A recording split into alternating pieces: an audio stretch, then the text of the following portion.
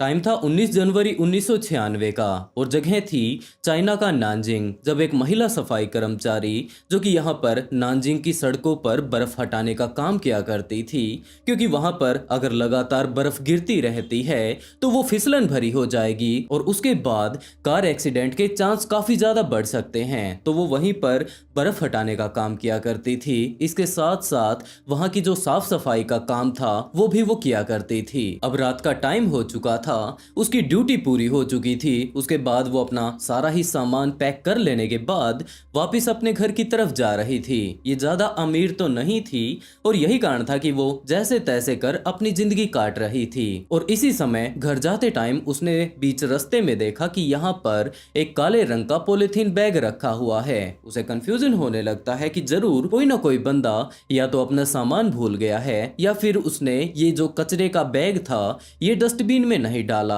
तो क्यूरियोसिटी के चलते वो उसी बैग के पास जा पहुंचती है और सोचने लगती है कि अगर कुछ काम की चीज होगी तो वो पुलिस स्टेशन में जाकर जमा करवा देगी और कचरा वगैरह अगर होता है तो वो उसे ले जाकर डस्टबिन में फेंक देगी। ये बात सोचकर वो उस पॉलिथीन को उठाती है, उसके बाद उसे खोलने लगती है। लेकिन जैसे ही उसने उसके अंदर देखा तो उसने पाया कि इसके अंदर तो पका हुआ मांस मौजूद है। इसके अंदर सारी की सारी सब्जियां डाली गई हैं, इन्हें काफी अच्छे से उबाला गया है। तो उसके दिमाग में सीधी की सीधी यही बात जाती है कि जरूर किसी न किसी भले इंसान ने गरीब लोगों की मदद करने के लिए ये बैग यहाँ पर रखा होगा। वो उस बैग को उठाकर अपने ही साथ ले चलती है, क्योंकि उसके दिमाग में ये बात चल रही थी कि वो भी तो एक गरीब है, उसके पास ज्यादा पैसे वगैरह नहीं हैं और जैसे तैसे कर वो अपने घर का गुजारा कर रही है। तो वो इस बैग को लेकर जैसे ही रात को अपने घर पर पहुंची, वहां पर ले जाकर इस बैग को खोलकर खाने को एक प्लेट में डालने लगती है ताकि इसे गर्म करके वो खाना शुरू कर दे। लेकिन इसी टाइम जब वो लगातार एक एक करके इन मांस के पीसेस को इस पैकेट से निकालकर प्लेट में रख रही थी, तभी इसके चिमटे में कुछ एक ऐसी चीज आ जाती है जिसे देखकर ये महिला बहुत ज्यादा घबरा जाती है। दरअसल ये कुछ और नहीं जबकि इंसानी उंगली थी। इसे देखकर वो बहुत ज्यादा घबरा जाती है। वो उस उंगली को एक दूसरी तरफ रख देती है और उसके बाद इस मांस के पूरे पैकेट को ही खाली कर देती है और इसमें एक एक करके छांटने लगती है कि इस उंगली के अलावा इसमें और क्या कुछ रखा हुआ है। और एक एक करके उसमें से 4 उंगलियां बाहर आती हैं। ये चीज देखकर वो बहुत ज्यादा घबरा चुकी थी और उसे ये बात समझ आती है कि ये कोई नॉर्मल मांस नहीं जबकि ये तो इंसानी मांस है। इस चीज को देखकर उसने पुलिस के पास कॉल कर दिया। पुलिस ऑफिसर्स इसके घर पर भी आ पहुंचते हैं और पुलिस को सारी की सारी चीजें ये डिटेल से बताने लगती है कि कैसे ये वापस अपने घर की तरफ आ रही थी। बीच रास्ते में उसे ये थैला मिला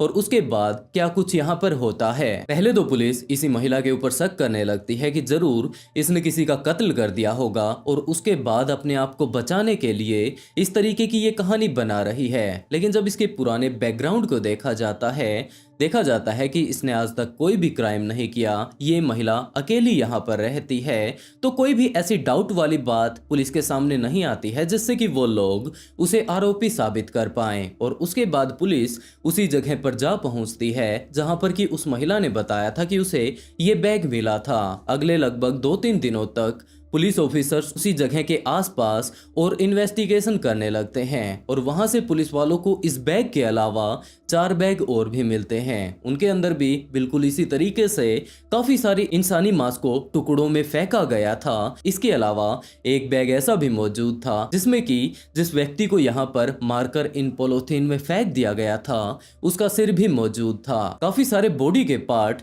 इन थैलियों में यहाँ पर रखे गए थे। इन सभी को उठाकर एटॉप्सी के लिए ले जाया जाता है, लेकिन ऑटोप्सी वाले डॉक्टर्स का ये कहना था कि उन्होंने आज तक इतना ग्रुसम मर्डर नहीं देखा है, क्योंकि यहाँ पर इस व्यक्ति को जिसे कि मार दिया गया है इसे 10 या 20 टुकड़ों में नहीं जबकि पूरे के पूरे 2000 टुकड़ों में डिस्ट्रीब्यूट कर दिया गया था। उन्हें छोटा छोटा काट कर उसके अंदर काफी सारी सब्जियां डालकर एक तड़का लगाया गया था। 1-2 बैग ऐसे मौजूद थे जिनके अंदर की उन्हें अच्छे से तैयार करके सब्जियां वगैरह डालकर पैक किया गया था और 2 से 3 बैग ऐसे मौजूद थे थे जिसके अंदर की उसके पूरे के पूरे धड़ को रखा गया था, उसके सिर को रखा गया था और उसके पूरे के पूरे एक स्ट्रक्चर को तैयार किया जाता है। इसके शरीर की काफी सारी हड्डियां इस टाइम गायब हो चुकी थी। एक भी इंटरनल ऑर्गन पुलिस वालों को इन थैलियों में नहीं मिलता है और उस टाइम डीएनए जैसी भी कोई सुविधा मौजूद नहीं थी जिससे कि नॉर्मली पुलिस वाले इस बात का अंदाजा लगा पाते या फिर पता लगा पाते कि ये व्यक्ति है कौन, ये लड़का है, लड़की है या आखिरकार ये कौन है, कहाँ का रहने वाला था। इसकी आइडेंटिटी को हम लोग किस तरीके से जान सकते हैं और इसे काफी ज्यादा बुरे तरीके से मार लेने के बाद इसे भून दिया गया था। लेकिन जैसे तैसे कर एटोप्सी से इस बात का पता चल जाता है कि ये एक लड़की थी और उसके बाद इन काली थैलियों में ही एक कपड़ा भी उन्हें मिला था जिससे कि पुलिस का अंदाजा ये था कि जरूर ये कपड़ा इसी लड़की का रहा होगा। तो उन्होंने न्यूज़पेपर में डाल दिया कि हमें एक महिला कुछ ऐसी हालत में मिली है, उसके पास से हमें ये कपड़ा मिला है। अगर आप लोग इसके बारे में कुछ भी जानते हो तो प्लीज हमारी मदद के लिए यहाँ पर जरूर आइएगा। और इस घटना के कुछ ही दिनों बाद कुछ एक लड़कियां जो कि वहीं पर नानजिंग यूनिवर्सिटी में पढ़ा करती थी वो पुलिस के पास जा पहुंचती हैं और उन्होंने पुलिस ऑफिसर्स को बताया कि जनाब हमारी एक दोस्त थी, वो 10 जनवरी 1996 को हमारी यूनिवर्सिटी से बाहर निकली थी लेकिन उसके बाद वो कभी वापस आती ही नहीं है। सबसे पहले हमारा ये अंदाजा था कि जरूर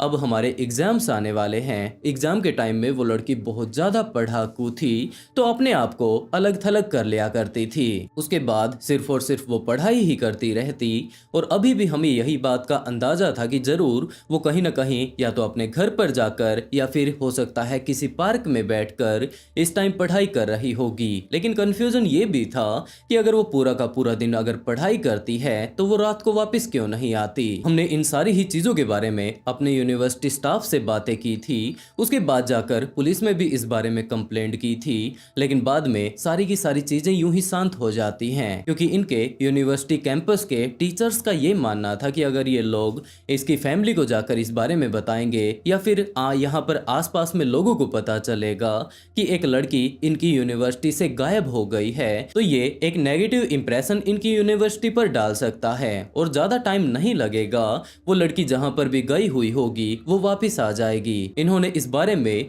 इसके माता पिता को भी नहीं बताया। दूसरी तरफ इन लड़कियों ने जाकर जो पुलिस कंप्लेंट की थी वहां पर भी ये यूनिवर्सिटी वाले जा पहुंचते हैं। उन्होंने कहना शुरू किया कि आप उस लड़की को ढूंढ जरूर लीजिए लेकिन ये बात इतनी ज्यादा नहीं फैलनी चाहिए कि यूनिवर्सिटी की बेइज्जती हो जाए। उसके बाद पुलिस ऑफिसर्स इस लड़की का पता इनकी यूनिवर्सिटी से ले लेते हैं और सीधा का सीधा इनके घर पर जा पहुंचते हैं और वहां पर पहुंचने के बाद इस पूरी की पूरी कहानी के बारे में पुलिस वालों को पता चलता है और उसके बाद पुलिस को इस पूरी ही कहानी के बारे में डिटेल से पता चलने लगता है। पुलिस को पता चलता है कि इस लड़की का नाम, जिसकी कि अब हमें बॉडी मिली है, इसका नाम डियाओ आइचिंग है। ये अपने माता पिता के साथ सैनगांव में रहा करती थी। इसके अलावा इसके परिवार में इसकी 2 बहनें मौजूद थी। इसके माता पिता थे लेकिन इनकी आर्थिक स्थिति बहुत ज्यादा खराब थी जिसके चलते पूरा का पूरा दिन इसके माता पिता मेहनत करते रहते और उसके बाद भी इनके पास इतने पैसे नहीं आ पाते थे कि ये लोग अपनी बच्चियों का अच्छे से पालन पोषण कर पाएं। जिसके चलते अब आइचिंग की बड़ी जो 2 बहनें थी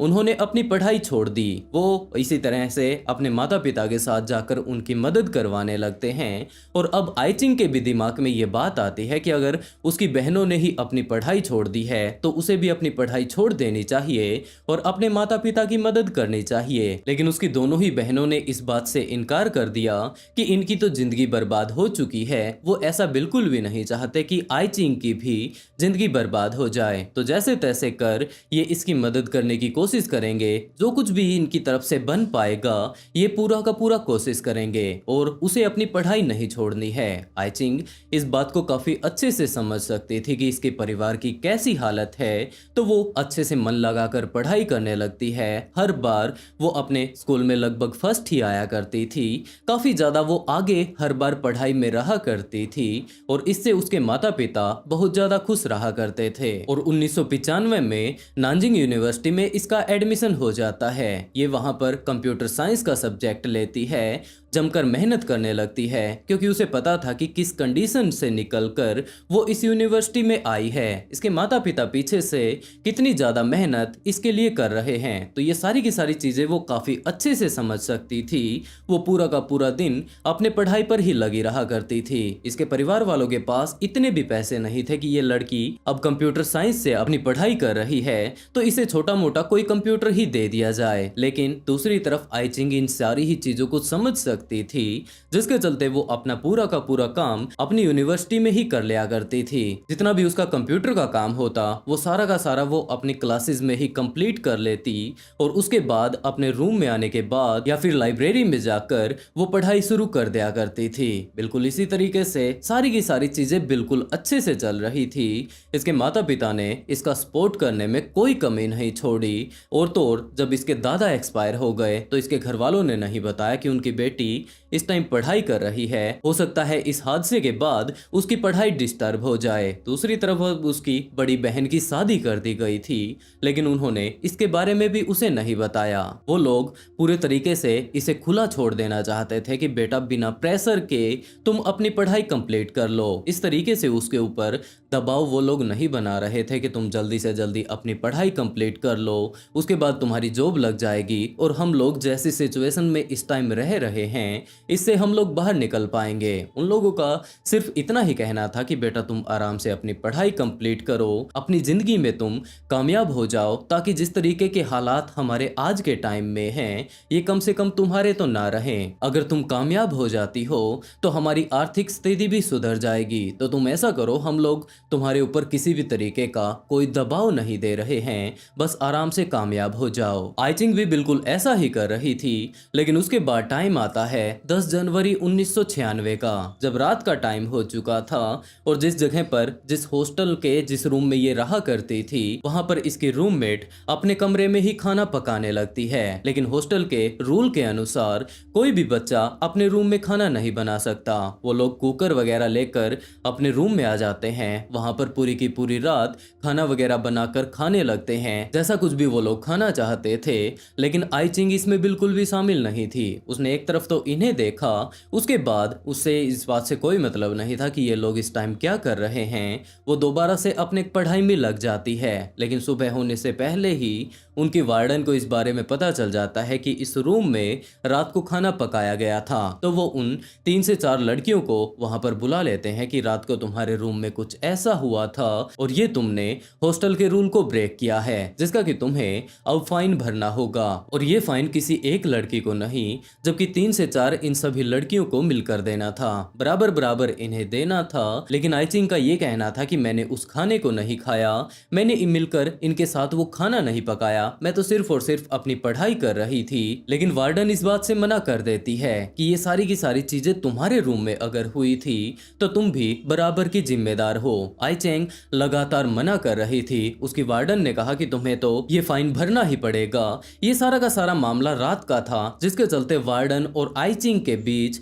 लड़ाई हो जाती है और गुस्से गुस्से में उस वार्डन ने आईचिंग को अपनी यूनिवर्सिटी से बाहर निकाल दिया। उसने ये बात कही कि रात रात के लिए जब तुम यूनिवर्सिटी से बाहर रहोगी तब जाकर तुम्हारा दिमाग ठिकाने पर आएगा। और ये बात बोलकर 10 तारीख को उसे वहां से बाहर निकाल दिया जाता है। लेकिन अब 11 तारीख आ चुकी थी, दिन हो चुका था, उसके बाद रात हो चुकी थी, दोबारा सुबह हो चुकी थी, लेकिन आईचिंग वापस आती ही नहीं है। उसकी रूममेट का ये अंदाजा था कि जरूर पढ़ाई के चलते ये लड़की बहुत ज़्यादा पढ़ती है, तो हो सकता है ये एग्जाम्स के कारण किसी न किसी अलग थलग ऐसी जगह पर चली गई होगी जहां पर कि वो आराम से पढ़ाई कर पाए। ये किताबी कीड़ा तो है ही, तो हो सकता है वो किसी न किसी जगह पर या फिर हो सकता है वापस अपने घर पर जाकर इस टाइम पढ़ाई कर रही होगी। लेकिन उसके बाद 2 दिन बीतते हैं, 3 दिन बीतते हैं, 4 दिन बीतते हैं, आईचिंग वापस आती ही नहीं है। और उन्होंने जाकर अपनी वार्डन को इस बारे में डिटेल से जब बताया तो वार्डन भी इस बात को ज़्यादा सीरियसली नहीं लेती है है, लेकिन ये लड़कियां उसकी चिंता किया करती थी। तो आखिर में वो पुलिस के पास जाती हैं और वहां पर जाकर पुलिस को सारी की सारी बातें बताने लगती हैं। पुलिस इन्वेस्टिगेशन के लिए यहाँ पर नानजिंग यूनिवर्सिटी में आते हैं। तो यहाँ के टीचर्स ने पुलिस को समझाना शुरू किया कि वो लड़की है बहुत ज्यादा पढ़ाकू है और इस तरीके से अगर आप हमारी यहाँ पर पूछताछ अगर करेंगे तो यूनिवर्सिटी की बहुत ज्यादा बेइज्जती होने वाली है। हाँ, आप अपने तरीके से जाकर उसे ढूंढ लीजिए, हम इस बात के लिए मना नहीं कर रहे हैं, लेकिन प्लीज इस बात पर ज्यादा डिस्कशन मत कीजिए, नहीं तो हमारी यूनिवर्सिटी की बेइज्जती हो जाएगी। और इसी इज्जत को बचाने के लिए उन्होंने आई चिंग की फैमिली को भी इस बारे में नहीं बताया कि उनकी लड़की कुछ इस तरीके से गायब हो चुकी है। और उसके बाद 19 तारीख को तो उस महिला ने वो बैग ढूंढ ही लिया था। पुलिस को पहले इस बारे में कोई अंदाजा नहीं था कि जो वो लड़की गायब हुई है वही इसमें हो सकती है, लेकिन जिस तरीके से कि बाद में इसके जो कपड़े मिलते हैं, उन यूनिवर्सिटी वाली लड़कियों ने इन कपड़ों को पहचान लिया। उस न्यूज़पेपर में देखकर वो पुलिस वालों के पास आ गई थी, तब जाकर ये कंफर्म होता है कि ये कोई और नहीं जबकि आई चिंग ही है। लेकिन अभी भी दिक्कत वाली बात तो ये थी कि भले ही आई चिंग मिल चुकी है, इसके कातिल के बारे में तो पुलिस को कुछ पता ही नहीं था। कोई भी सुराग उस टाइम उन लोगों के हाथ नहीं लगा, सिर्फ और सिर्फ वो 5 पैकेट पुलिस वालों को मिले थे। ना तो उस टाइम डीएनए इतना ज्यादा अपग्रेड हुआ था, ना कॉल रिकॉर्ड्स निकाले जा सकते थे, सीसीटीवी कैमरा भी इतने नहीं लगे हुए थे, तो पुलिस इस केस को सोल्व ही नहीं कर पाती है। पुलिस ने काफी तरीकों से इस केस के ऊपर इन्वेस्टिगेशन करने की कोशिश की, लेकिन वो लोग कभी अंदाजा ही नहीं लगा पाए कि इसके साथ हुआ क्या होगा। पुलिस ने जितने भी इसके जान पहचान के लोग थे, यार दोस्त थे, इसके क्लासमेट थे, रिश्तेदार थे, उन सभी से पूछताछ ही करनी शुरू कर दी कि जिस टाइम ये गायब हुई थी उस टाइम वो लोग क्या कर रहे थे, क्योंकि इनके अलावा किसी के ऊपर शक किया ही नहीं जा सकता था। उनका अंदाजा ये था कि जरूर किसी रंजिश के चलते इसके यार रिश्तेदारों ने ही इसकी जान ले ली होगी। लेकिन उन सभी लोगों ने इस बात को प्रूव कर दिया कि जब ये लड़की गायब हुई थी तो वो लोग ये काम कर रहे थे इस स्पेसिफिक जगह पर ही नहीं थे। कोई अपने साथ किसी व्यक्ति को ले आता है, कोई उस टाइम जॉब पर गया हुआ था, या फिर काफी सारे ऐसे सबूत पुलिस के सामने पेश कर दिए जाते हैं जिससे कि पुलिस को उन्हें अपनी सस्पेक्ट लिस्ट से बाहर निकालना पड़ता है। और उसके बाद पुलिस काफी तरह के अंदाजे अब लगाना शुरू कर देती है। उनका मानना ये था कि डीओ आई चिंग गलत जगह पर गलत समय पर थी। जरूर वहां से कोई ना कोई सीरियल किलर या फिर कोई सनकी व्यक्ति वहां से गुजर रहा होगा। हो सकता है उस टाइम उसे हद से ज्यादा गुस्सा आया हुआ होगा और वो आई चिंग को अपना शिकार बना लेता है। लेकिन ये सारे के सारे जो पीसीज अगर देखे जाएं तो इस तरीके से कोई आम व्यक्ति किसी दूसरे व्यक्ति को नहीं काट सकता। तो या तो इस घटना को अंजाम देने वाला कोई सर्जन रहा होगा, या फिर हो सकता है वो कोई बूचर होगा जो कि जानवरों को काटने का काम किया करते हैं। या फिर हो ये भी सकता है कि कोई बूचर या फिर कोई सर्जन इसे वन साइड लव किया करता था। जब इसने जाकर इसे प्रपोज किया होगा तो आई चिंग ने मना कर दिया, क्योंकि जिस तरीके से कि उसकी परिवार की स्थिति थी तो वो लव के चक्कर में तो फंस ही नहीं सकती थी। उसे तो ज्यादा से ज्यादा मेहनत करके अपने परिवार को उस स्थिति से बाहर निकालना था। तो उसने उसे मना कर दिया होगा, जिसके चलते बदला लेने के लिए उसने इस कांड को अंजाम दिया हो सकता है। या फिर उस रात जब वो बाहर निकली होगी, यूनिवर्सिटी वालों ने तो उसे बाहर निकाल दिया था, लेकिन वो एक ऐसी जगह पर जा पहुंची होगी जहां पर कि ह्यूमन ट्रैफिकिंग ऑर्गन वालों के वो हाथ लग गई होगी।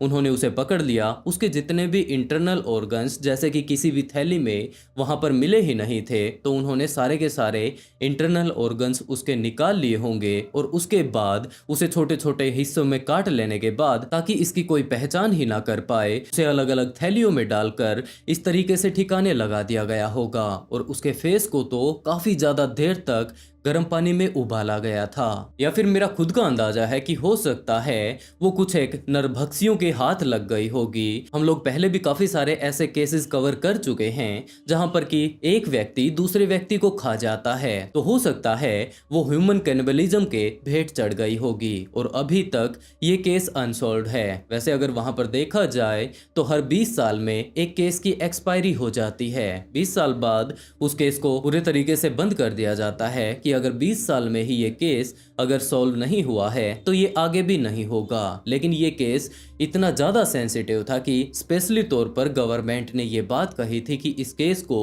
कभी भी बंद नहीं किया जाएगा और जब भी इसका कातिल पकड़ा जाएगा तो उसे सख्त से सख्त सजा दी जाएगी। वैसे दोस्तों, आप लोगों को क्या लगता है कि यहाँ पर असल में आई चिंग के साथ हुआ क्या होगा? किसने उसे इतनी ज्यादा भयानक मौत दी होगी? टाइम था 7 अप्रैल 1996 का, जब ताइवान में एक लड़की क्यू मिनचिन अपने मैनेजर के पास कॉल करती है और उन्हें ये बात बताती है कि आज वो अपने काम पर नहीं आ पाएगी। तो उसके मैनेजर भी यही बात कहते हैं कि चलो ठीक है, ये रेगुलरली काम पर आती है, तो हो सकता है आज इसे कोई ऐसा काम हो गया होगा जिसके चलते ये आज काम पर नहीं आ सकती। लेकिन उसके बाद तो ये टोटली वहां से गायब हो जाती है। किसी को भी इस बारे में नहीं पता था कि आखिरकार वो लड़की गई तो गई कहां पर। और दूसरा खास परेशानी वाला कारण ये भी था कि ये सिर्फ और सिर्फ एक क्लब में नहीं, जबकि यहाँ पर ताइवान के काफी सारे क्लबों में डांसिंग का काम किया करती थी। वो वहां पर क्लब में जाती, डांस वगैरह वो वहां पर किया करती थी। और यही कारण था कि अब तो जितने भी यहाँ पर आसपास में डांस वाले क्लब थे वो सारे ही इस बात को लेकर बहुत ज्यादा परेशान हो चुके थे कि आखिरकार मिन गई तो गई कहां पर। वैसे तो उन क्लबों में डांस के लिए और भी बहुत सारी लड़कियां मौजूद थी, लेकिन ताइवान का ये इलाका उस टाइम में मिन को बहुत ज्यादा पसंद किया करता था। और यही कारण था कि जिस भी क्लब में मिन जाकर परफॉर्म किया करती थी, बहुत सारी भीड़ उसी क्लब में जा पहुंचा करती थी। और वहां की वो मानो एक स्टार थी, जो अमीर अमीर लोग उसका स्पेशली तौर पर डांस देखने के लिए आया करते थे।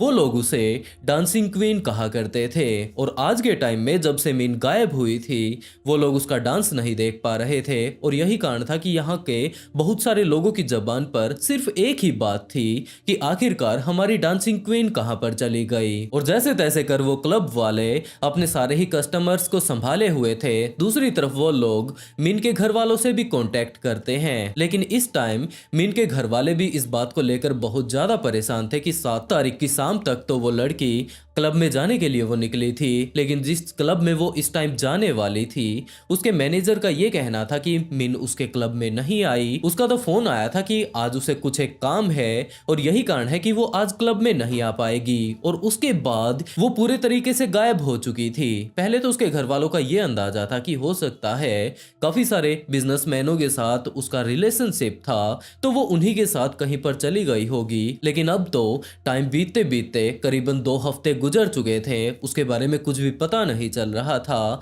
और आखिर में मिन के घर वाले पुलिस के पास जा पहुंचते हैं। वहां पर जाकर सारी ही बातें वो लोग पुलिस वालों को डिटेल से बताने लगते हैं कि जनाब इसी तरीके से मिन घर से निकल कर गई थी, वो अपने काम पर गई थी, लेकिन अब जो उस क्लब का मालिक है वो कुछ ऐसी बातें बोल रहा है। तो अब पुलिस उस क्लब के मालिक के पास जा पहुंचती है, उससे जो कुछ भी वो लोग पूछ सकते थे वो पूछना शुरू कर देते हैं। लेकिन जैसा कि इस क्लब के मालिक ने बताया था कि आखिरी टाइम में कुछ ऐसा ऐसा उसका फोन आया था, ये सारी ही चीजें इन्वेस्टिगेशन में साफ हो जाती हैं। लेकिन अब किसी को भी नहीं पता था कि आखिरकार मिन गई तो गई कहां पर। हाँ, इस टाइम एक अजीब चीज यहाँ पर जरूर घट रही थी कि लगातार हर रोज जब से कि इस टाइम मिन गायब हुई है, उसके अकाउंट से $12,000 हर रोज निकाले जा रहे थे, कभी किसी एटीएम से कभी किसी एटीएम से। और पुलिस जब तक वहां पर पहुंच पाती, पैसे निकालने वाला जा चुका हुआ करता था। तो अब पुलिस इसी बात के ऊपर इन्वेस्टिगेशन करनी शुरू करती है कि आखिरी टाइम में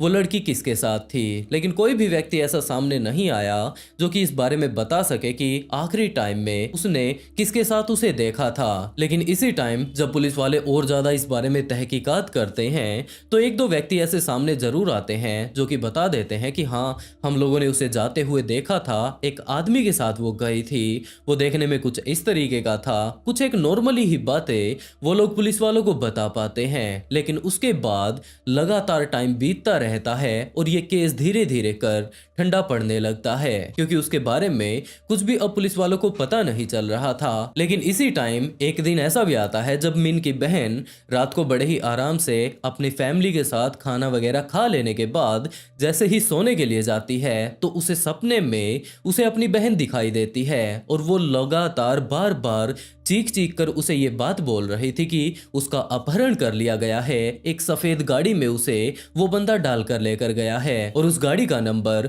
1089 है। इस बात जैसे ही वो सपने में देखती है तो वो अचानक से बहुत ज्यादा पसीनम पसीना हो जाती है, क्योंकि इस टाइम वो बहुत ज्यादा घबरा चुकी थी। उसकी बहन जो कि काफी दिन पहले गायब हो चुकी थी, अब वो साफ साफ उसे अपने सपने में देख सकती थी और वो काफी ज्यादा भयंकर तरीके से चिल्ला रही थी। तो इन्हीं सारी चीजों को देखकर मिन की बहन बहुत ज्यादा घबरा गई और सपने से वो उड़ जाती है। उसके बाद उसे लगता है कि जरूर उसे वहम हो गया होगा। उसकी बहन के बारे में वो पिछले काफी दिनों से सोच रही है और यही कारण है कि कुछ ना कुछ रह रहकर उसके दिमाग में आ रहा होगा। लेकिन जैसे ही वो अगले दिन दोबारा से सोने की कोशिश करती है तो यही सपना उसे दोबारा से आता है और उसके बाद तो वो पूरी की पूरी रात सो ही नहीं पाती है। वो रात को ही अपने माता पिता के पास जाती है, उन्हें सारी की सारी बातें बता देती है और उसके माता पिता भी ये बात सोचते हैं कि अगर एक बार ये सपना आ जाता तो ये कोइंसिडेंस हो सकता था, लेकिन अब तो उनकी बेटी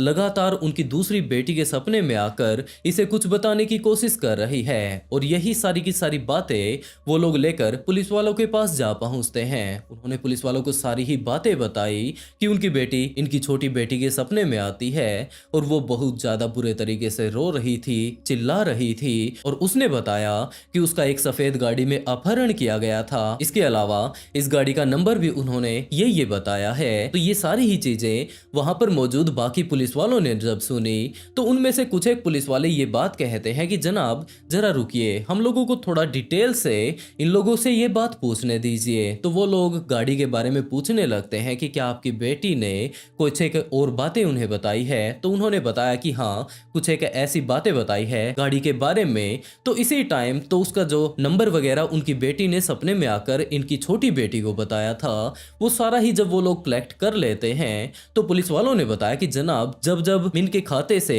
पैसे निकाले जा रहे थे और हम लोग जल्द से जल्द उस एटीएम के पास पहुंचने की कोशिश किया करते थे तो उसी एटीएम के नजदीक ही एक गाड़ी हमें दिखाई दिया करती थी। वो भी बिल्कुल सफेद कलर की थी जिस तरीके की ये लोग बता रहे हैं। और उनके अगर नंबर की बात की जाए तो उसका भी नंबर यही था। तो अब पुलिस वाले भी थोड़ा थोड़ा इस बात पर विश्वास करने लगते हैं कि जरूर इस कांड के पीछे जो वो गाड़ी है और उसका जो ओनर हो सकता है उसका हाथ हो सकता है। तो अब पुलिस के पास उस गाड़ी का नंबर तो आ ही चुका था। इन्वेस्टिगेशन करते करते वो लोग गाड़ी के मालिक के पास जा पहुंचते हैं। गाड़ी इस टाइम मिल चुकी थी, उसका मालिक मिल चुका था। वो लोग जाकर उसके मालिक से मिलते हैं और ये था यांग जैन ही। वो लोग उसे अपने साथ हिरासत में ले लेते हैं, उसकी गाड़ी को भी ले लेते हैं, क्योंकि हो सकता है आखिरी टाइम में मिन जो ये बात कह रही थी कि उसे एक गाड़ी में डालकर ले जाया गया था, तो ये वो अगर गाड़ी होती है तो इसके अंदर कोई ना कोई ऐसा एविडेंस जरूर मिल जाएगा जिससे कि वो लोग इस बात का बड़े ही आराम से पता लगा पाएंगे कि क्या मिन को इसी गाड़ी में डालकर ले जाया गया था। तो उस गाड़ी को भी उठा लिया जाता है, उस बंदे को भी अपने साथ पुलिस वाले ले लेते हैं और उससे ले जाकर पूछताछ करनी शुरू करते हैं। और दूसरी तरफ जो इनकी गाड़ी थी उसे उनके पुलिस स्टेशन के नीचे जो पार्किंग मौजूद थी उसमें ले जाकर खड़ा कर दिया जाता है। उसके बाद पुलिस वाले एक तरफ तो इस गाड़ी के अंदर छानबीन कर रहे थे, दूसरी तरफ यांग से भी इन्वेस्टिगेशन शुरू हो चुकी थी। लेकिन यांग ने मना कर दिया कि हाँ जनाब, मैं उस लड़की को काफी अच्छे से जानता हूँ, क्योंकि कभी कभार मैं भी क्लब में जाता रहा करता था पहले के टाइम में, लेकिन अब तो मुझे उसे देखे ही पता नहीं कितने दिन हो चुके हैं। मेरा उससे कोई भी रिलेशन नहीं है और इनके अलावा उसने कुछ भी नहीं बताया। दूसरी तरफ पुलिस वालों के हाथ इसकी गाड़ी तो लग ही चुकी थी, तो वो लोग उसी के अंदर इस टाइम इन्वेस्टिगेशन कर रहे थे। और इसी इन्वेस्टिगेशन के दौरान पुलिस को पता चलता है कि इस गाड़ी के अंदर एक फोटो मौजूद है और इस फोटो में एक महिला का सिर है। इसका धड़ नहीं है, इस सिर्फ और सिर्फ सिर को एक थैली में डाला गया है। तो जैसे ही ये फोटो पुलिस को मिलता है तो वो लोग इस गाड़ी की और ज्यादा अच्छे से इन्वेस्टिगेशन करने लगते हैं। और इसी टाइम इस गाड़ी की जो डिग्गी थी पीछे की तरफ, उसके अंदर एक स्टेपनी वाला जो टायर रख रखा था उसके जस्ट नीचे ही एक बैंक की पासबुक भी मौजूद थी। और ये पासबुक किसी और की नहीं जबकि मिन की ही थी। अब पुलिस के पास मिन की पासबुक आ चुकी थी, एक अजीब सा सिर भी आ चुका था। तो पुलिस वालों ने मिन की बहन से इन्वेस्टिगेशन के दौरान ये फोटो दिखाया और पूछा कि क्या आप इस महिला को पहचान सकते हैं। और इस फोटो को देखते ही मिन की बहन बहुत ज्यादा बुरे तरीके से रोने लगती है। उसने रोते रोते ये बात पुलिस वालों को बताई कि हाँ जनाब, ये लड़की कोई और नहीं जबकि उसकी बहन मिन मिन ही है। अब ये बात कंफर्म हो चुकी थी कि मिन अपनी जान गंवा चुकी है और ये सारे ही एविडेंस अगर यांग की गाड़ी से मिल रहे हैं तो अच्छे से तो यांग ही बता पाएगा कि आखिरकार यहाँ पर मामला क्या चल रहा है। तो यांग के पास दोबारा से पुलिस जाती है और उससे पूछताछ करनी शुरू करती है, लेकिन इन सारी ही चीजों में अब काफी ज्यादा टाइम बीत चुका था और दूसरी तरफ जो ये गाड़ी अब पुलिस थाने के नीचे लाकर खड़ी कर दी गई थी उस पार्किंग में, वहां पर काफी सारी अजीबोगरीब अब घटनाएं घटने लगी थी। और इसी टाइम जब पुलिस ऑफिसर्स यांग के ऊपर लगातार दबाव बना रहे थे कि भाई अब तो सारे के सारे एविडेंस भी मिल चुके हैं, तो आखिरकार हमसे छुपाना क्या चाहता है, बड़े ही आराम से या तो तू अपने आप बता दे, नहीं तो हमें और ज्यादा मशक्कत करनी होगी। और उसके बाद यांग इस बात के लिए हाँ भर लेता है कि हाँ जनाब, मैंने ही उसे मारा है। और इसके अलावा उसने पूरी ही कहानी भी पुलिस वालों को बताई कि किस तरीके से उसने इसे मारा है। पुलिस वालों का सबसे पहला ये सवाल था कि आखिरकार तूने उसे मारा ही क्यों। और उसके बाद यांग ने बताना शुरू किया कि जनाब, पूरा ही मामला ये था कि मैं उसका एक कस्टमर था। जैसे कि बाकी जो बिजनेसमैन थे वो उसे बहुत ज़्यादा पसंद किया करते थे, बिल्कुल इसी तरीके से मैं भी इसे पसंद किया करता था। मैंने इसके ऊपर लाखों रुपए उड़ाए थे। जब भी मैं इसके क्लब में जाया करता था तो वहाँ पर मैंने पता नहीं इसके ऊपर कितने रुपए उड़ा दिए होंगे, लाखों से कुछ ज़्यादा ही रहे होंगे। मैं इसे बहुत ज़्यादा पसंद किया करता था।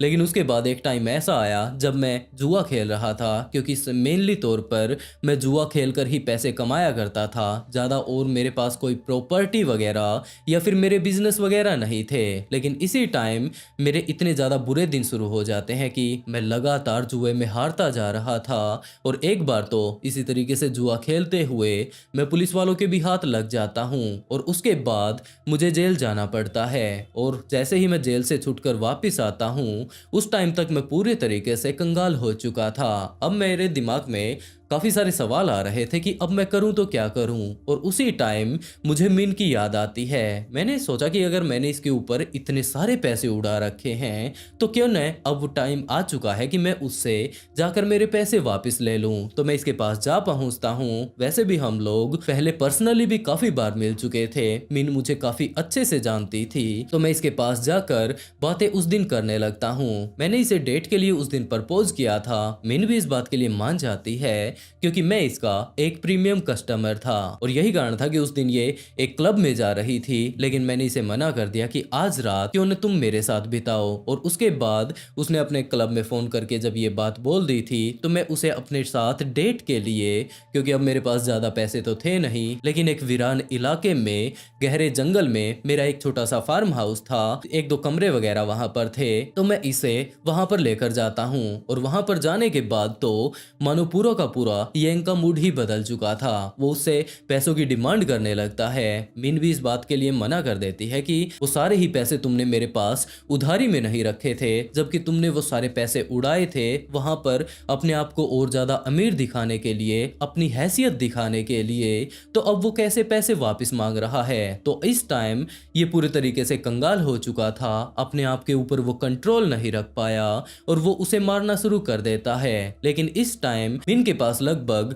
$32,000 के आसपास थे, तो वो सारे के सारे पैसे उसे दे देती है। और वो पैसा ले लेने के बाद उसे यूं ही नहीं छोड़ देता है, जबकि उसे अपने फार्म हाउस पर ही बंद करके बाहर निकल जाता है। उसके बाद जाकर जो कुछ भी उसे खर्चा वगैरह करना था, क्योंकि पिछले काफी दिनों से इसके हाथ में कड़की चल रही थी, तो उसने जाकर हाथ खोलकर अपना पैसा उड़ाया। और उसके बाद जैसे ही वो वापस आता है तो मिन से ये बात कहता है कि अब उसके पास फिर से पैसे खत्म हो गए हैं। मैंने तो तुम्हारे ऊपर लाखों करोड़ों रुपए उड़ाए हैं, तो थोड़े से अगर तुम पैसे मुझे वापस मेरे लौटा देती हो तो तुम्हारा क्या बिगड़ जाएगा। जिसके तौर पर वो मिन को अपने साथ लेकर एटीएम जाया करता था और वहां पर जाकर 12,000 रुपए हर रोज वो निकाल लिया करता था। धीरे धीरे कर जैसे जैसे वो हर रोज इसके साथ जाया करता था तो इसे इसका एटीएम पिन भी पता चल चुका था। और उसके बाद तो वो खुद ही पैसे निकालने लगता है। अपनी उसी गाड़ी में वो जाया जाया करता था और जब भी पुलिस वाले इन्वेस्टिगेशन करने के लिए आया करते थे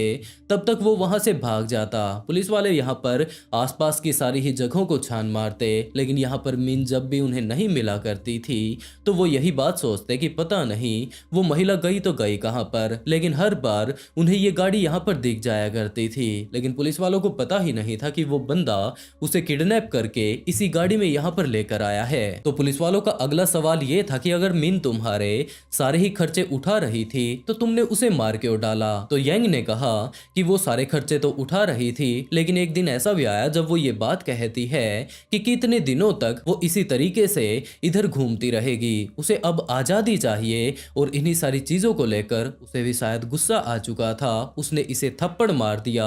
और जैसे ही यंग को थप्पड़ लगता है वो भी अपने गुस्से को कंट्रोल नहीं कर पाया, वो उसके ऊपर हमला कर देता है और एक ही हमले में मिन अपनी जान गंवा देती है। जैसे ही मिन ने अपनी जान गंवाई तो वो बहुत ज्यादा घबरा जाता है और उसके बाद उसके दिमाग में ये सवाल आता है कि अब वो इस डेड बॉडी का क्या करे। और उसी टाइम उसने ये बात सोच ली थी कि अगर वो इसी तरीके से इसे कहीं पर फेंक देगा तो बाद में पुलिस इसके ऊपर इन्वेस्टिगेट करेगी और आखिर में ये पकड़ा जाएगा। तो उसने अपने आप को बचाने के लिए उसकी बॉडी को 4 हिस्सों में काट दिया और चारों ही हिस्सों को एक स्पेसिफिक जगह पर ले जाकर वो ठिकाने लगा देता है। लेकिन उनमें से भी उसने उसके गर्दन को अलग कर लिया, क्योंकि उसका ये विश्वास था कि जरूर आज न कल जब पुलिस वाले इसकी बॉडी को ढूंढ लेंगे तो इसका सिर भी उन्हें मिल जाएगा और उन्हें पहचान हो जाएगी कि ये तो मिन है, आखिरी टाइम में ये किसके साथ गई थी, और वो पकड़ा जाएगा। क्योंकि अब मिन लगातार अपने खाते से पैसे निकाल रही है तो पुलिस वालों के दिमाग में यही रहेगा कि हो सकता है वो कहीं भाग गई होगी, अब अपना खर्चा पानी तो अब वो पैसे निकाल निकाल कर ही रही है, जिसके चलते वो उस सिर को अपने साथ गाड़ी में ले लेता है और उसके बाद एक हाईवे पर चढ़ जाता है। वो लगातार आगे बढ़ता जा रहा था, उसे कोई अंदाजा ही नहीं था कि वो इस सिर का करे तो क्या करे।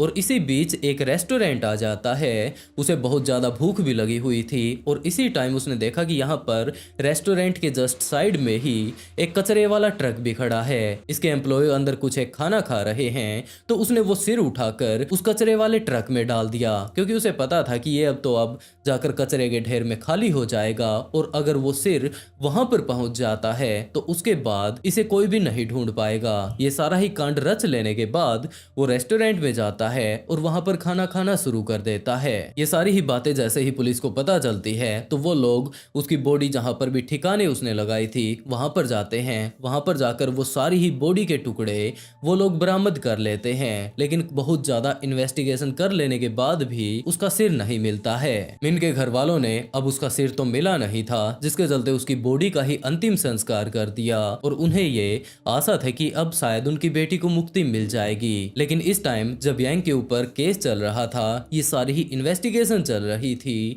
दूसरी तरफ मिन का अंतिम संस्कार कर दिया गया था। इस टाइम बहुत सारे लोग ऐसे मौजूद थे जो कि उस हाईवे से गुजर रहे थे जहां पर कि आखिरी टाइम में मिन की गर्दन को उसने ठिकाने लगाया था। वहां पर बहुत सारे लोगों का ये दावा था कि यहाँ पर एक महिला घूमती रहती है, उसका सिर नहीं है, वो कभी कभार तो रोड के साइड में बैठकर रोती हुई नजर आती है, कभी कभार वो गाड़ियों के पीछे दौड़ती हुई नजर आती है और उसका एक यही कहना है कि उसका सिर उसे लौटा दो। वो बहुत ज्यादा भयंकर तरीके से रोती है और यही कारण है कि इस टाइम उस हाईवे के ऊपर से कुछ एक लोग तो आना जाना ही बंद कर चुके थे। और इस पुलिस स्टेशन में भी जहां पर कि ये इस टाइम केस चल रहा था वो गाड़ी खड़ी हुई थी, वहां पर भी बहुत सारे ऐसे ही खौफनाक हादसे शुरू हो जाते हैं। एक पुलिस ऑफिसर अपनी ड्यूटी पूरी कर लेने के बाद नीचे पार्किंग में जाता है जहां पर कि उसकी गाड़ी खड़ी हुई थी, लेकिन जैसे ही वो वहां पर पहुंचता है तो उसने महसूस किया कि आज और दिनों की बजाय ठंड बहुत ज्यादा है। लेकिन जैसे जैसे वो अपनी गाड़ी के पास पहुंचता है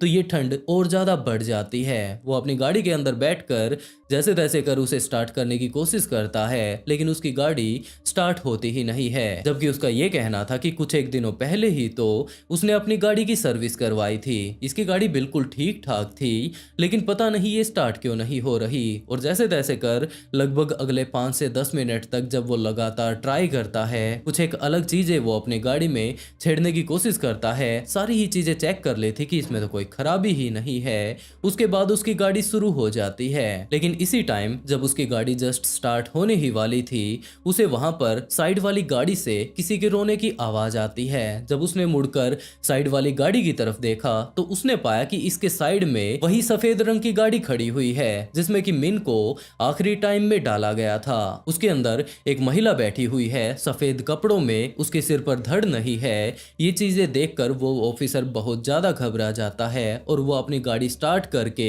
तुरंत यहाँ से भाग जाता है। लेकिन जैसे ही वो अगली सुबह अपने पुलिस स्टेशन में पहुंचता है तो यहाँ पर आकर बाकी ऑफिसर्स को अपने जो पिछली रात को इसने अनुभव किया था वो सारी ही बातें बताने लगते हैं और एक एक करके इनके सारे के सारे एम्प्लॉय यहाँ पर इकट्ठा होने लगते हैं कि क्या जनाब आपने भी इसे महसूस किया है। तो वो पुलिस ऑफिसर कहने लगता है मैंने महसूस किया है, इसका मतलब क्या है।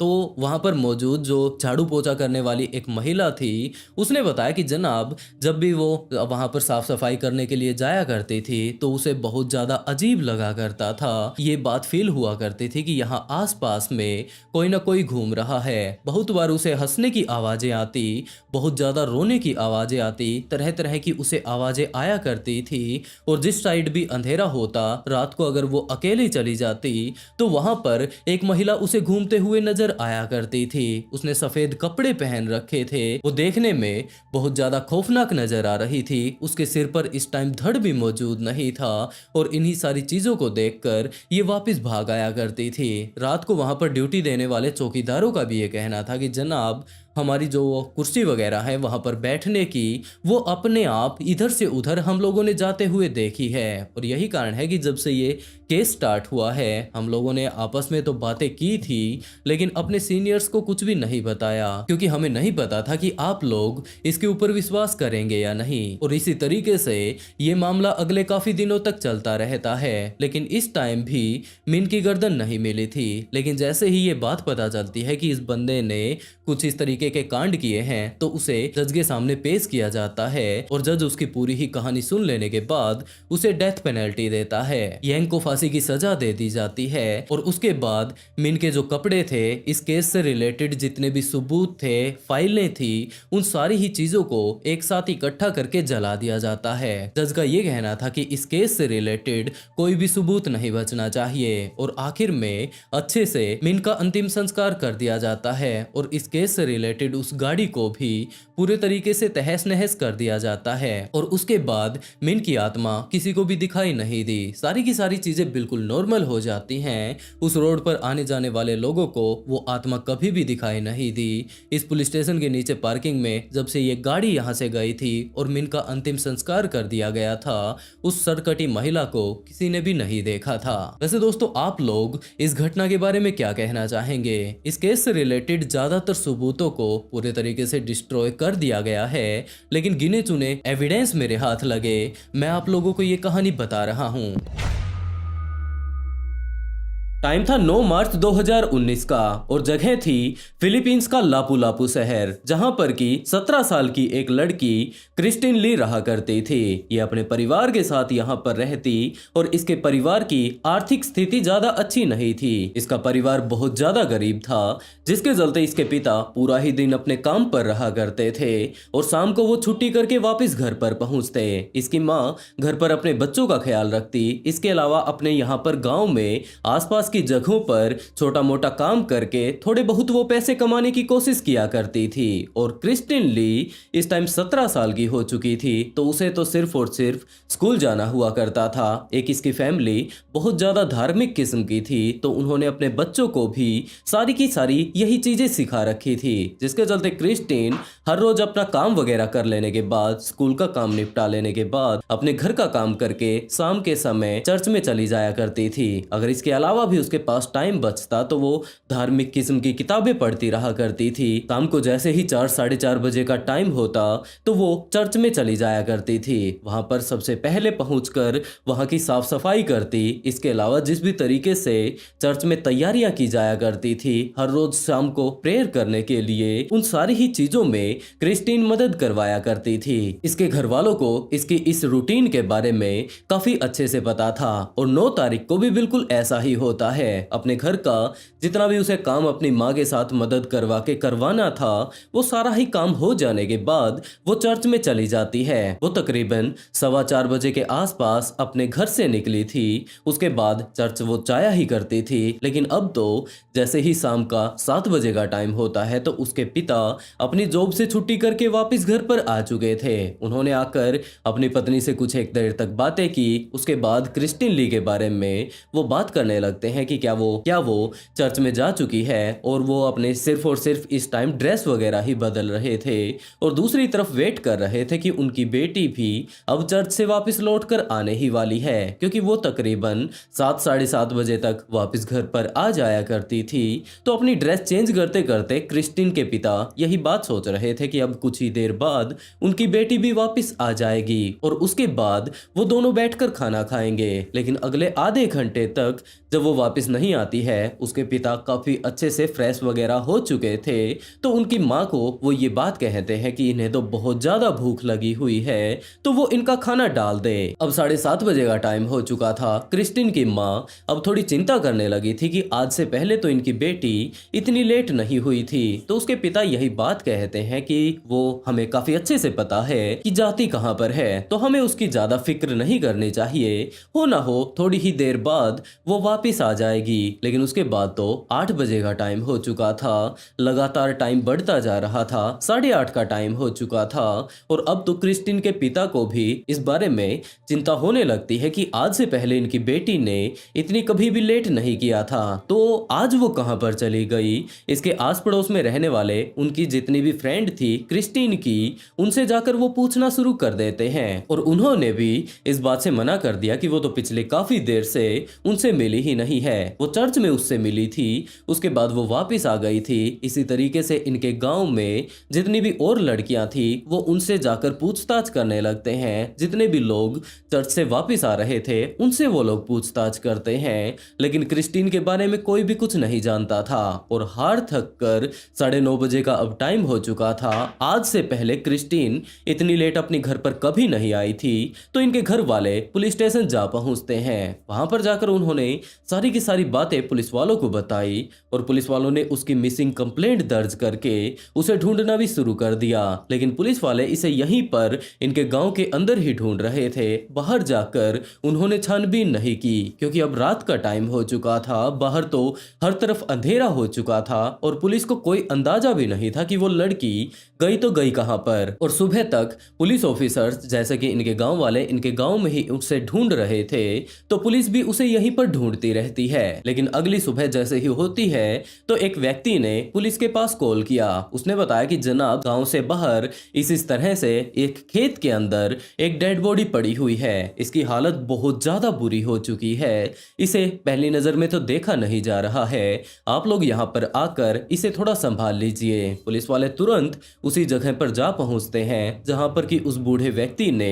पुलिस को कॉल करके बुलाया था। और पुलिस वाले जब पहली नजर में जाकर उस बॉडी को देखते हैं तो उनकी भी रूह कांप जाती है कि आखिरकार कोई बंदा किसी के साथ ऐसा कैसे कर सकता है। पहली नजर में ही देखने पर यह बात समझ आ रही थी कि इसे नॉर्मली तो नहीं मारा गया होगा, नॉर्मली इसकी जान नहीं ली गई है। जरूर या तो इसे अंधविश्वास के चलते बलि वगैरह यहाँ पर दिया गया है, या फिर हो यह भी सकता है कि किसी ने ड्रग्स का नशा करके उसके बाद इस लड़की के साथ ऐसा कुछ किया होगा। क्योंकि पहली नजर में देखते ही पुलिस को यह बात पता चलती है कि एक लड़की नीचे खेत में इस टाइम पड़ी हुई है। उसने नीचे की तरफ कुछ भी नहीं पहन रखा है, ऊपर उसने थोड़े बहुत कपड़े पहन रखे हैं। लेकिन अगर इसके फेस को देखा जाए तो उसका तो पूरा का पूरा मानो फेस का जो ऊपर की स्किन है उसे काट कर अलग कर दिया गया है। इसकी हड्डियां बिल्कुल साफ साफ नजर आ रही थी। जिस तरीके के वहां के उसके हालात थे वो पुलिस वाले भी नहीं देख पा रहे थे। तो तुरंत उसे एक सफेद कपड़े से ढक दिया जाता है। और दूसरी तरफ क्रिस्टीन तो अब गायब हो ही चुकी थी। तो उसके माता पिता को यहाँ पर बुलाया जाता है कि हमें कुछ इस तरीके से एक बॉडी मिली है, आपकी बेटी भी अभी तक लापता है, तो प्लीज आप हमारे साथ एक बार आ जाइए। उस लड़की की आप पहचान कर लीजिए कि वो आपकी बेटी है या नहीं। क्रिस्टीन के माता पिता बिल्कुल ऐसा ही करते हैं। वो पुलिस वालों के साथ साथ उसी खेत में जा पहुंचते हैं और वहां पर जाने के बाद उसका फेस देखकर तो कुछ भी समझ नहीं आ रहा था। लेकिन जैसे ही क्रिस्टीन के माता पिता ने अपनी बेटी के कपड़ों को देखा तो वो उसे पहचान चुके थे कि ये कोई और नहीं जबकि उनकी बेटी क्रिस्टीन ही है। लेकिन जैसे कि इस टाइम क्रिस्टीन की हालत हो चुकी थी, उसकी हालत को देखकर उसके माता पिता का रो रो कर बुरा हाल हो जाता है। लगातार इसके प्राइवेट पार्ट्स से खून इस टाइम बह रहा था। पुलिस वालों को जैसे ही इस बारे में पता चलता है कि इस लड़की की शिनाख्त इस टाइम हो चुकी है, तो उसे एम्बुलेंस में डालकर पोस्टमार्टम के लिए भेज दिया जाता है। और पोस्टमार्टम रिपोर्ट में ये बात पता चलती है कि इसे नॉर्मली इसी तरीके से नहीं मारा गया है, जबकि इसे तो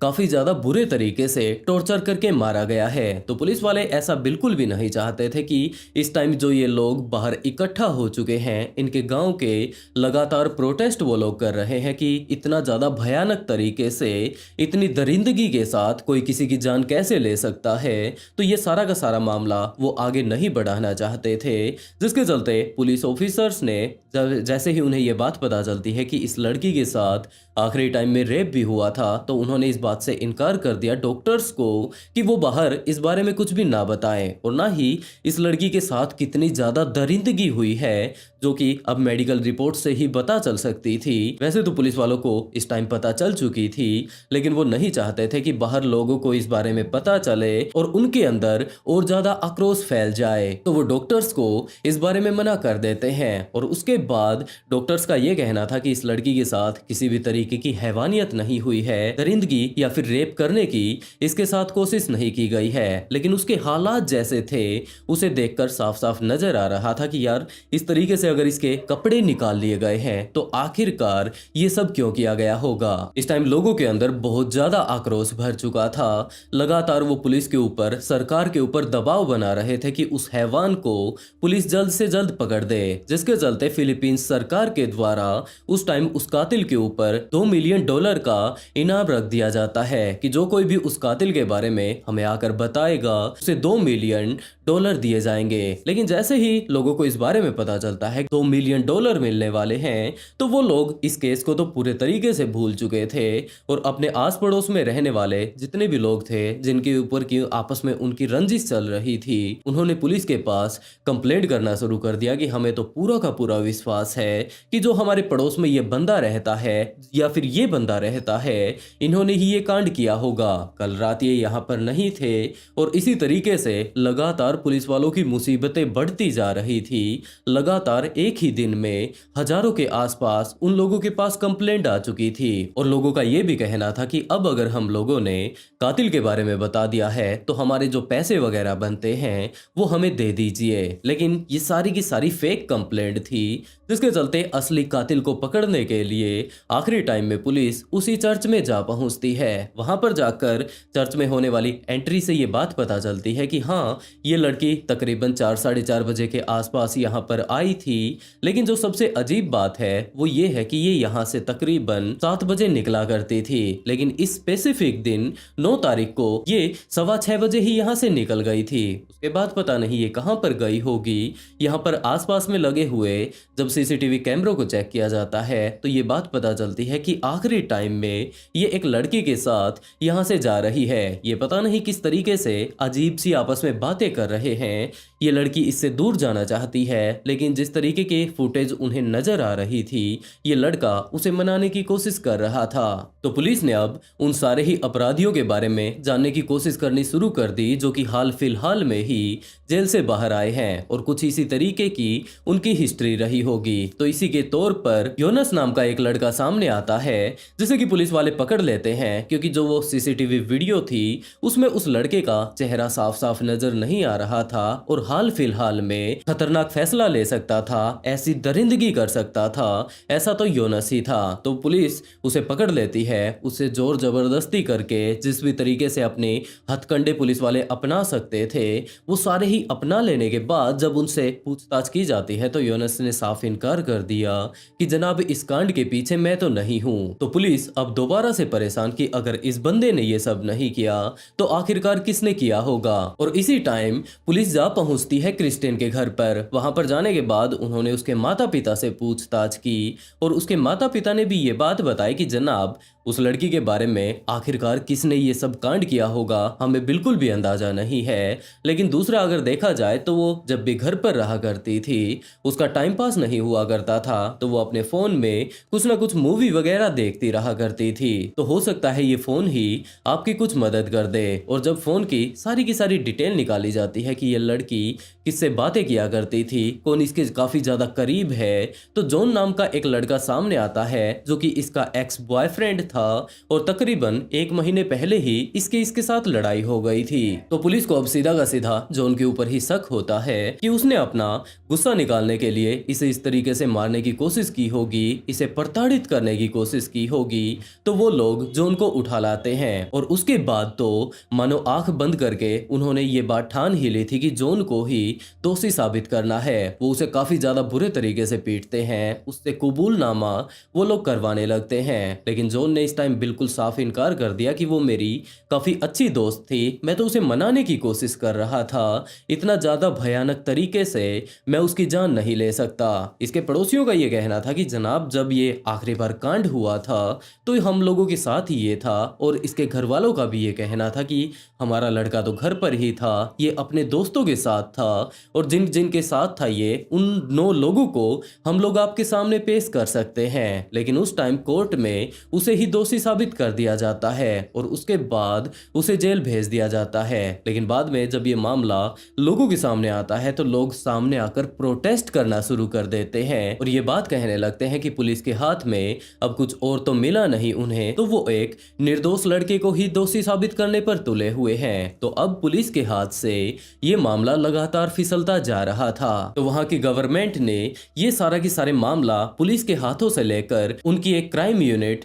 एनबीआई को थमा दिया जाता है। एनबीआई जैसे ही इस केस के बारे में पता चलता है उन्हें, तो वो और ज्यादा डिटेल इस केस के बारे में निकालने लगते हैं। लेकिन लगभग अब हफ्ता 10 दिन गुजर चुका था, लेकिन उनके हाथ कुछ भी नहीं आ रहा था। लेकिन दूसरी तरफ उन्होंने जॉन को निर्दोष साबित जरूर कर दिया था, जिसके चलते जॉन को तो छोड़ दिया जाता है। लेकिन दूसरी तरफ अगर देखा जाए तो इसका असल कातिल अभी भी बाहर फ्री घूम रहा था। और उसके बाद टाइम आता है 21 अप्रैल 2019 का, जब एक चोर चोरी करके वहां से भागने की कोशिश कर रहा था। वहीं पर उसी जगह से तो पुलिस वाले जब उसे पकड़कर अपने साथ लेकर जाते हैं, उससे और ज्यादा डिटेल से पूछने लगते हैं कि आज से पहले तूने क्या क्या क्राइम किए हैं, कौन कौन सी जगहों पर तूने चोरी वगैरह की है, चोरी करते टाइम तूने जरूर किसी न किसी का कत्ल भी कर दिया होगा।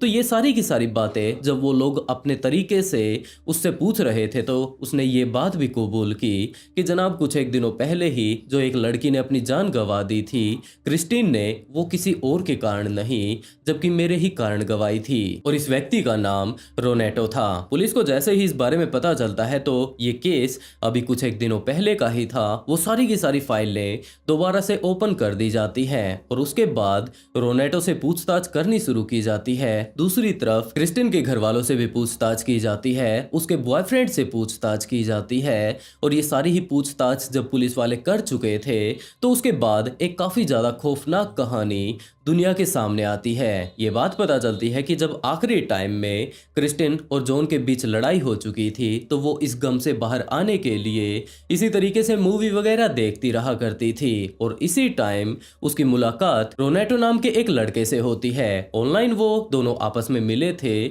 उन्होंने कभी भी एक दूसरे को डायरेक्टली नहीं देखा था। रोनेटो उसे प्रपोज कर देता है, बड़ी ही प्यारी प्यारी वो उससे बातें किया करता था, जिसके चलते क्रिस्टीन इसके प्यार में इस टाइम उलझ जाती है, क्योंकि इसने वैसे तो अपने आप को ये बात कही थी कि वो सिर्फ और सिर्फ 20-22 साल का लड़का है, लेकिन ये कोई लड़का नहीं जबकि एक अधेड़ उम्र का आदमी था, जिसकी कि करीबन इस टाइम एज भी 40 से 45 साल की हो चुकी थी। क्रिस्टीन और ये दोनों आपस में ऑनलाइन काफी दिनों तक बातें करते हैं और उसके बाद टाइम आता है 9 मार्च का, जब रोनेटो क्रिस्टीन से ये बात कहता है कि ऑनलाइन हम लोगों ने काफी दिनों तक बातें कर ली, क्यों न हम लोग आमने सामने होकर मिले। तो क्रिस्टीन भी इस बात के लिए तैयार हो जाती है और उसके बाद उसने सारी ही चीजें बता दी कि कुछ इस तरीके से शाम को वो चर्च में जाती है और वहीं से वो उससे मिलने वाली है, और उस दिन वो आम दिनों की तरह 4 बजे ही अपने घर से निकल जाती है। वहां पर जाकर अपना जो कुछ भी उसे पूजा पाठ वगैरह करना था वो सारी ही चीजों को अच्छे से कर लेने के बाद और दिनों के मुकाबले